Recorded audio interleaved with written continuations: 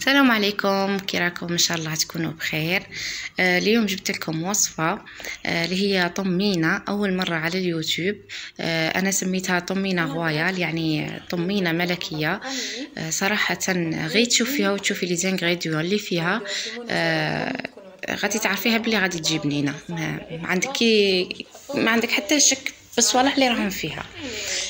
هاد الطمينه نحتاجو كما شفتوني درت 3 كيسان تاع سميد متوسط وكاس تاع ليدام وبسستهم والملح اكيد بسستهم، وغادي نخدمو مبسس عادي تشوفوا فيا. من بعد نجيبو كاس تاع ماء وماء زهر ونبدا نلم فيهم. شوفوا هذا المبسس هو غادي طريقه الطياب مختلفه شويه. هذا مكان غادي نقعد نلم فيه شغل كي تلمي في المقروض هكا. صدقوني هذه الطمينه ولا طمينه جات خير من كاع الطمينات اللي كليتهم واللي راهم يديروا فيهم. ماشي راني نشكر في روحي، بصح هذه الطمينه جات روعه. سيوها وردوا لي الخبر. شوفوا غادي نلم هذه العجينه كيما هكا، ومن بعد نجيب لا ولا سنيوله ونبدا نبسط فيها عادي.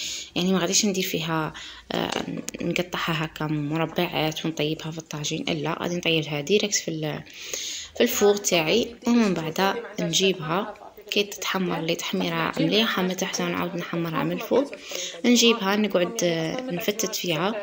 هنايا اللي ما عندهاش باش يطحنها، يعني ما عندهاش اشوار ولا يديروا كيما بكري كانوا يديروها في الجفنه ولا في القصعه، ويجيبوا كاس ويبداو يضربوا فيها حتى اللي تتفتت ومن بعد يصفوها. انا ايفيتيت كاع هذوك المشاكل، جبت اشوار وطحنتها فيها. بعد ما طحنتها اديت منها كاس، يعني انا استعملت نصها مبصله عفوا، والنص تاعها ديت منها كاس. شوفوا كيفاش طيب. غادي نديرها في الاشوار، يعني هذه معروفه، ونعاود نوري لكم. بعد ما تعجنت كما راكم تشوفوا انا يديت لها شويه الزيت باش ما تلصقش العجينه. هنايا نحتاجو كاس من هذاك اللي كنا طحناه دروك مبسس. هذاك نحتاجو كاس على شابليوك محمص ومرحي اللي هو خبز محمص ومرحي، ونحتاجو كاس تاع كوكاو محمص ومرحي. هنايا نحتاجو كاس تاع فايتين. شوفوا اللي ما عندكمش الفايتين صراحه هي تعطي ذوق شباب، ما يعني شوره جايه غاليه. لما عندكمش شرو قفريط وطحنوه، ونزيد لها ربع كاس تاع حلوة الترك، وندير لها رشه تاع قرفه ونلمهم هكا في الناشف. نخلطهم كامل نقعد نخلط فيهم. نعاود لكم درت كاس من ذاك المبسس اللي خدمته رحيته ودرت منه كاس على شابليغ اللي هو خبز مطحون ومحمصته، ودرت كاس تاع كوكاو محمص ومرحي، ودرت كاس تاع فايتين وتكم تنجموا تعوضوها بالكفريط، ودرت ربع كاس تاع حلوة الترك هكا باش نتفاداو الحلاوه. ونجيب كاس مخلط ما بين حسل ودهن ومارغرين، ونبدا ندوبهم ونبدا نلم فيها كيما هكا. هي ما غاديش تتلم تجي كعجينه، لا تجي شويه كي شغل مفتوله هكا. هنا اللي ما بغاش يدير الحسل والمارغرين تنجمي تلميها بالنسلي تاني، يعطي ذوق شباب. بصح شاور ما ديروش نسلي هذاك تاع كراميل، ديروا نسلي حليب هكا. راني كملته كامل. شوفوا هذا هو القوام تاعها، يعني ما تزيدوهاش. طريقه الاحتفاظ تنجموا كيما راهي هكا ديروها في بواط وتلموها في كونجيلاتور. نهار اللي تبغوا تجبدوها جبديها حميها في الميكرووند ولا في مقله كما تبغوا.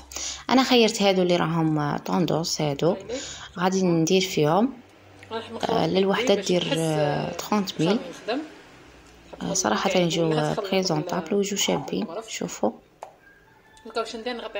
غادي نخدمهم فيهم ولا نديروهم يعني في صحن تقديم كما تبغوا. غادي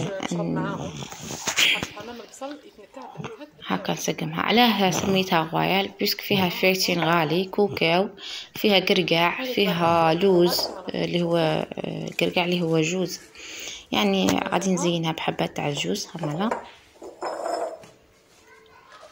وما تقهمش، تجي حلوه معتدله، ماشي تجي حلوه هذيك الحلاوه الباسله اللي نشوفوها.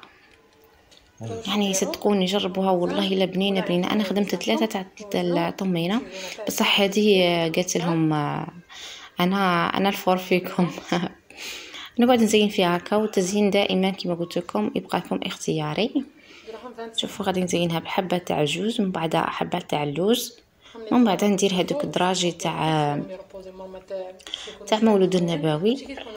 صراحه هو كان تزيين بزاف كاين، دوك تشوفوه معايا في المولد ان شاء الله. انا بغيت نخفف عليكم ان شاء الله. الفيديو تاع اليوم عجبكم. هنايا اللي تبغي تديها تبلعها كيما هكا، ودير لها حاشيه شابه وتجيها تديها معها تجي حاجه شابه. شوفوا ها ولا القوام تاعها كيفاش يجي. وثاني قلت لكم هذاك البطاطس اللي خدمته درت نصها مبصله. الناس معسكر يعرفوا كاع مبصله شبه يقول. هاي المبصله تاعي. ان شاء الله الفيديو تاع اليوم عجبكم. ابقى لي غير نقول لكم ما تنسوش تبارطاجيو القناه وتفعلوا الجرس باش يوصلكم كل جديد. وشكرا، الى اللقاء.